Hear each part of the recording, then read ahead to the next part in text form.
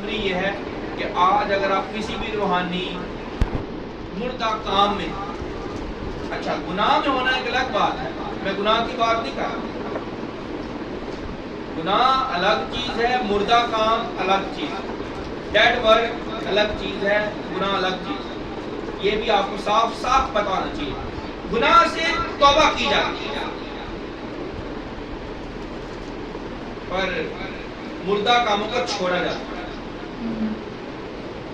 اقرار کر چھوڑا جاتا ہے، کیونکہ گناہ گار شخص کرتا ہے، گناہ گار شخص کرتا ہے، پر مردہ کام کون کرتے ہیں؟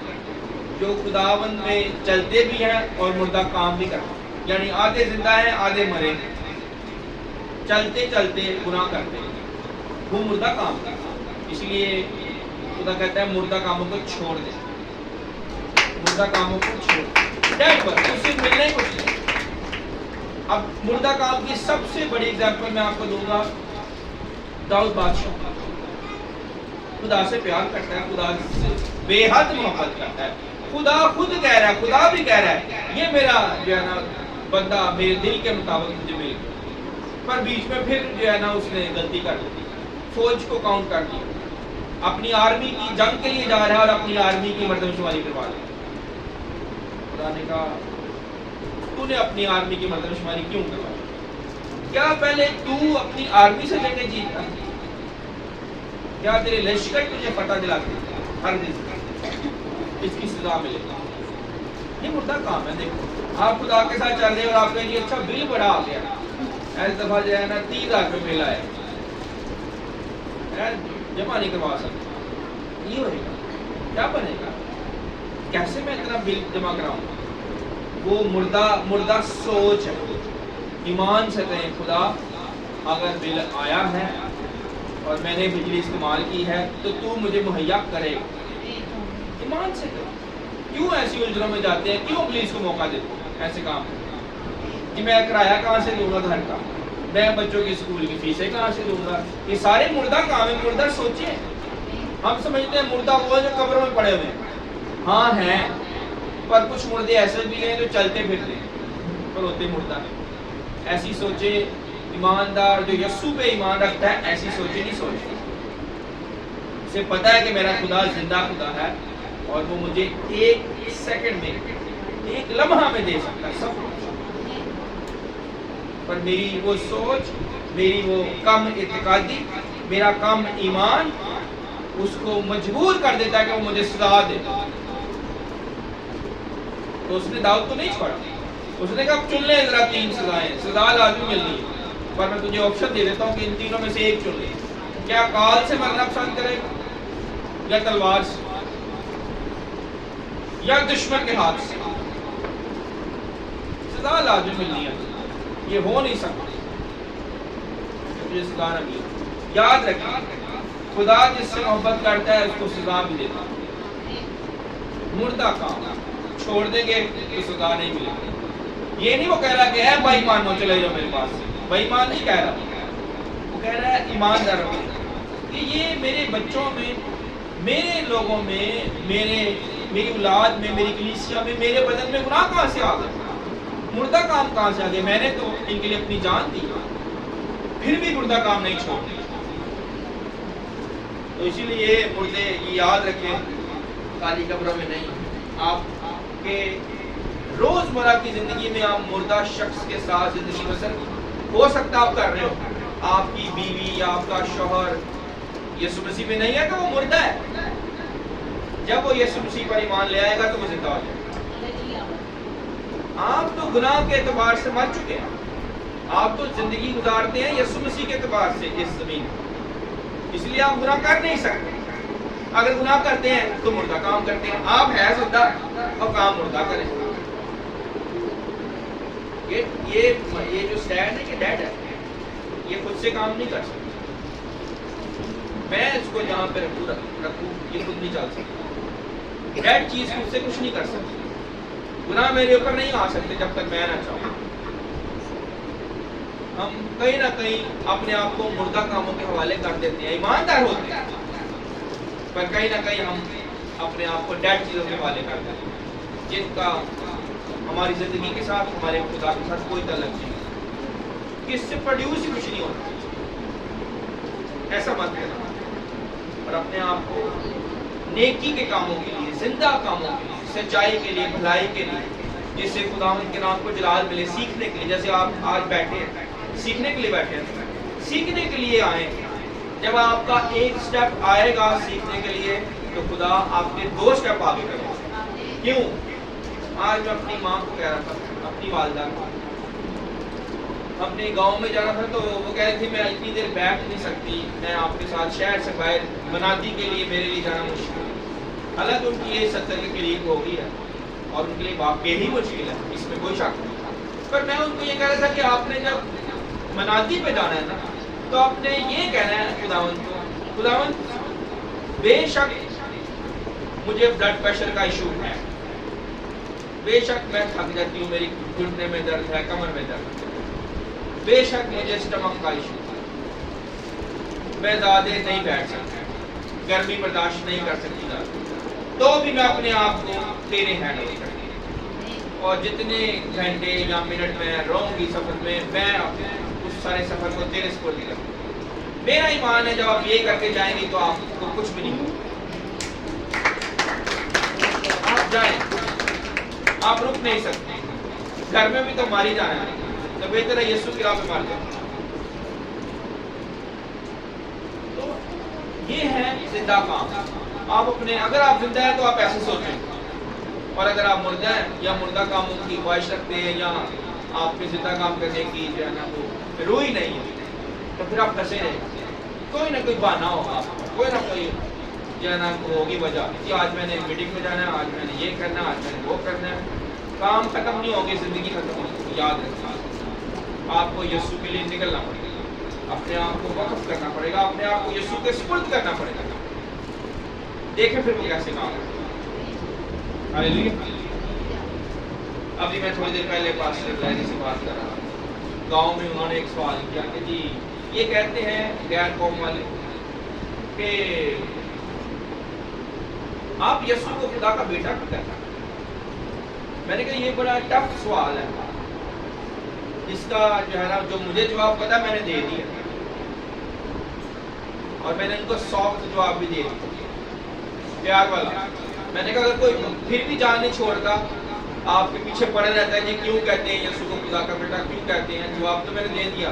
میں کہا اگر پھر بھی وہ باز نہیں آتا تو آپ اس کو کہیں پھر آپ بتا دو کس کا کہیں، یسوع کو کس کا بیٹا کہیں بتاؤ،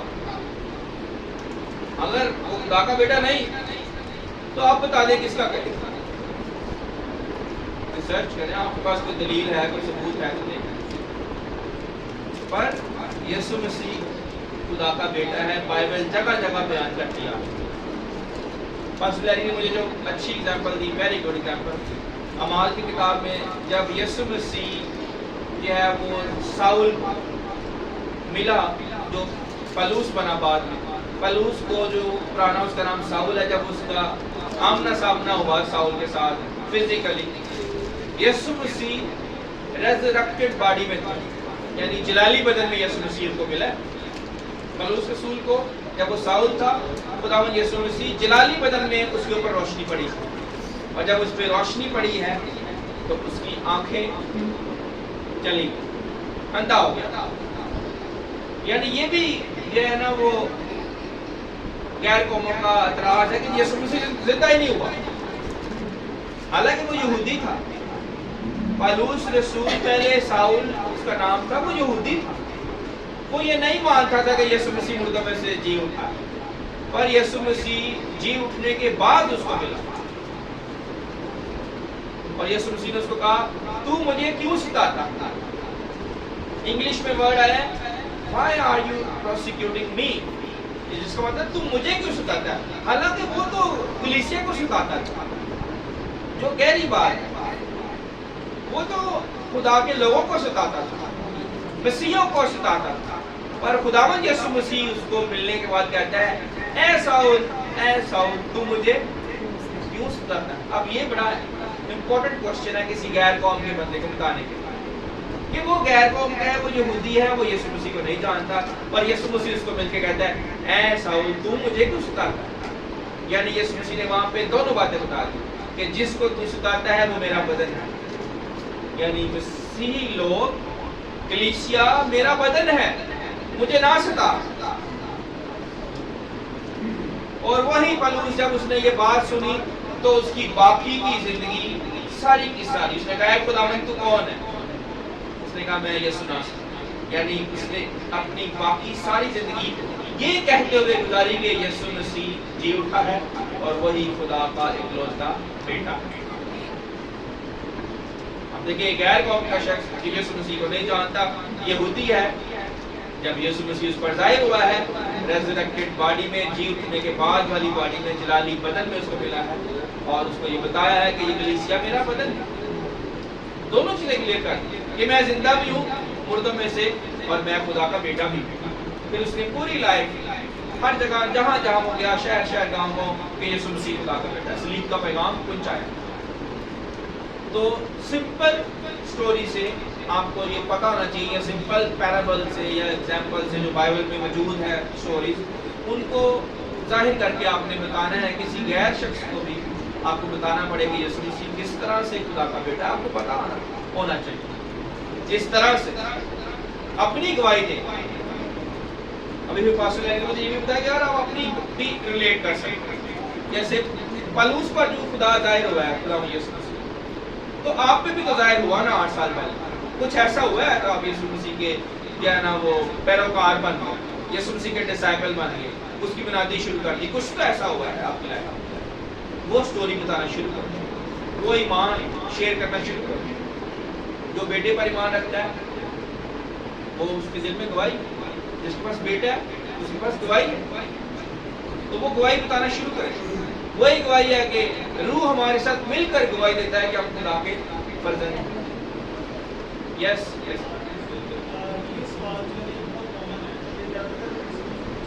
ہاں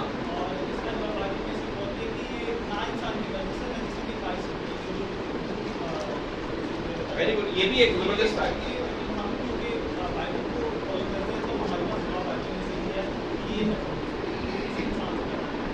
یس، وہ نہ گوشت سے نہ خون سے بلکہ خدا کے روح سے۔ ویری گڈ ورڈس، یہ بھی ایک ورڈس ہے، اور بے شمار ورڈس ہیں، جیسے آپ نے اس دن ایک ورڈس لی تھی یوحنا کی انجیل سے، ابتدا میں کلام تھا، کلام خدا کا ساتھ تھا، کلام ہی خدا تھا، ٹھیک ہے، اسی کلمہ خدا ہے۔ تو بھی ایک اور ورڈس ہے جو یوحنا کی انجیل میں کہ خدا نے دنیا سے ایسی محبت رکھی کہ اپنا اکلوتا بیٹا بخشا، یعنی وہاں پہ خدا خود کہہ رہا ہے کہ اکلوتا بیٹا بخشا روح القدس کے وسیلے۔ تو آیتیں بہت ساری، پر جو آیت، جو سٹوری، جو پیرابل ان کو سمجھ میں آتا ہے اور ان کے دل کو، آپ کو لگتا ہے کہ مجھے یہاں پہ خدا کا روح یہ کہہ رہا ہے کہ میں یہ سنا دوں، تو سنا دیں، اپنی سنائیں، بائبل کی آیت میں بتائیں، اپنی گواہی دیں، بائبل کی حوالے دیں، اور کوئی بائبل کا جو جس میں رسول ہیں، نبی ہیں، ان کی جو ہے وہ آپ ایگزامپل دے کے ان کو بتائیں کہ کس طرح سے یسوع مسیح خدا کا بیٹا ہے۔ پر ویری گڈ، ہم میں نے پاسٹر لیری کی ایگزامپل کو جو ہے نا لائک کیا کہ کس طرح سے اس کی لائف جگہ جگہ ملتا ہے کہ کس طرح سے یسوع کو خدا کا بیٹا ثابت کیا۔ ہاللیلویہ۔ آپ آتے ہیں آیتوں کی طرف۔ آج کی جتنی باتیں تھیں وہ اہم تھی جو بھی ہم نے کر لی، پر آج چند باتیں اور ہیں جو میں چاہوں گا کہ آپ لوگ کے ساتھ شیئر کیجیے۔ مثال کی کتاب نکالیں، مثال کی کتاب 23 باب اور اس کی 13 آیت سے پڑھیں۔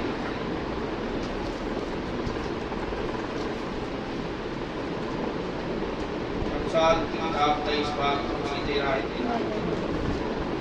لڑکے سے تادیب کو دریغ نہ کر، اگر تو اسے چھڑی سے مارے گا تو وہ مر نہ جائے گا۔ آمین۔ یہ 13ویں آیت ہے، اس پہ پہلے غور کرتے ہیں، اس کو ذرا غور سے سنیں۔ لڑکے سے تادیب کو دریغ نہ کر، تادیب یعنی اس سے تربیت اور اس کی کانٹ چھانٹ یا اس کو جو ہے نا وہ ٹھیک کرنا، اس کو ڈانٹنا اچھے برے سے۔ تادیب کا مطلب یہ تنبیہ کے جو ہے وہ میننگ میں یہ آتا ہے، تنبیہ کرنا۔ تو اگر ہم لڑکے کو تنبیہ کریں گے یا اسے تنبیہ کو دریغ کریں گے تو بچہ کیا ہوگا؟ وہ بگڑ جائے گا. تنبیہ بڑی ضروری ہے، تادیب بڑی ضروری ہے، تربیت بڑی ضروری ہے. اگر ہم نہیں کریں گے تو پھر وہ ہمارا بچہ ہی نہیں. خدا کہہ رہا ہے وہ مر نہیں جائے گا. یعنی آپ اگر اپنے بچے کو سختی سے پیش آؤ گے، اس کے ساتھ جو ہے نا وہ غصہ تو کرو پر گناہ نہ کرو.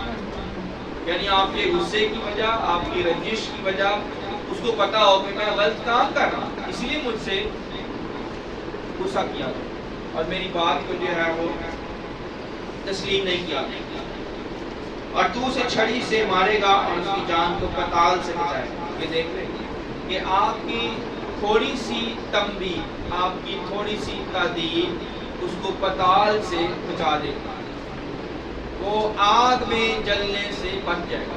اب آپ کو میں ایک اور بھی چیز بتا دوں، جیسے میں نے آپ کو کہنا کہ خدا نے کہا حزقیل کو کہ یہ مردہ ہڈیاں زندہ ہو سکتی ہیں، تو آج کیا ہوتا ہے چرچوں کے اندر مردہ لوگ بیٹھے ہوتے ہیں. یعنی آپ دیکھیں کہ قبرستان میں مردے خالی نہیں ہیں. میں نے آپ کو پہلے بھی بتا دی. اسی طرح پتال خالی پتال جس جگہ پہ ہے وہاں پہ نہیں ہے. کئی لوگوں کی زندگی ایسے ہے جیسے پتال کا عذاب. میں نے اپنی آنکھوں سے یہ چیزیں دیکھی. وہ خود موت مانگ کے پھرتے ہیں کہ یہ زندگی ہمیں نہیں چاہیے، اور ہے آپ لوگوں کا تجربہ ہوا. تو پتال میں کیا ہے؟ پتال میں یہی ہے، دانتوں کا پیسنا، رونا، تکلیف، اذیت، عذاب. کئی لوگ منہ سے کہہ دیتے ہیں تو میری زندگی عذاب ہی بناتی، کہتے ہیں نا کہ وہ عذاب تھا. وہ پتال کا جو منظر ان کی لائف میں چل رہا ہوتا ہے،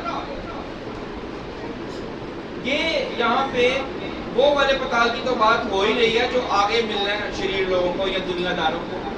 فردوس اور پتال دونوں کا ذکر ہے.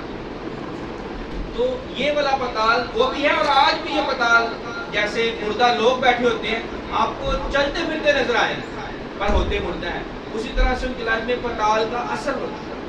پتال کی جو کنڈیشن ہے ان کی لائف میں چل رہی ہوتی ہے، عذاب میں مبتلا ہوتے ہیں. کیوں بلا؟ کیونکہ ان کے ماں باپ نے چھڑی سے ان کو باز رکھا، ان کو ڈانٹا نہیں، ان کی تربیت نہیں کی. تو پانی ڈال چلے بیٹھ جائیں. تو کیا وجہ کیا ہے کہ ان کی لائف میں یہ عذاب کیوں آتے ہیں، پریشانیاں کیوں آتی ہیں، اس طرح کی اذیت میں کیوں مبتلا ہو جاتے ہیں؟ پیچھے تربیت نہیں ہوئی. تربیت اور تعلیم اتنی اہم ہے کہ آپ اس کو کر ہی نہیں سکتے، اسکپ کر ہی نہیں سکتے. اگر آپ نے اسکپ کر دیا تو کیا ہوگا؟ اس کا رزلٹ کیا نکلے گا؟ یہ آئندہ نسل کو اس کی قیمت ادا کرنی پڑنی ہے. آپ ایسے نہ سمجھیں میں نہیں سیکھوں گی، میں نہیں سیکھوں گا تو کیا ہو جائے گا؟ کون سا بم چل جانا؟ بم ابھی نہ چلے پر وہ ٹائم لگ جائے گا. اس بم کا ٹائم لگ جانا ہے، روحانی دھماکہ ہونا ہے. یعنی آپ کو پتہ بھی نہیں ہے اور آپ کی لائف میں ٹینشنیں آنے لگتی ہیں، اور آپ کی لائف میں ساتھ ساتھ بچوں کی لائف میں وہ کہیں گا یار ہم بڑے اچھی زندگی گزار رہے تھے، ایک دم سے مصیبت کہاں سے آ گئی، ایک دم سے مشکل کہاں سے آ گئی. کیونکہ ان کو بتایا نہیں گیا کہ آنے والے 10 سال میں، آنے والے 5 سال میں کیا ہونا ہے آپ کی لائف میں. جیسے یہاں پہ پاکستان میں پانی جو ہے نا وہ اس کی پینے کے پانی کی کمی ہو رہی ہے، سب لوگ بڑے ایزیلی اس کو لے رہے اور چل رہے. خدا کرے کوئی آگے حل نکل جائے، ہم دعا بھی کریں گے، پر کوئی اس پہ کوئی خاص ایکشن نہیں ہو رہا، نہ ہی جو انڈیویجول شہری ہیں وہ اس پہ کوئی سوچ رہے ہیں. وہ کہہ رہے دیکھی جائے گی.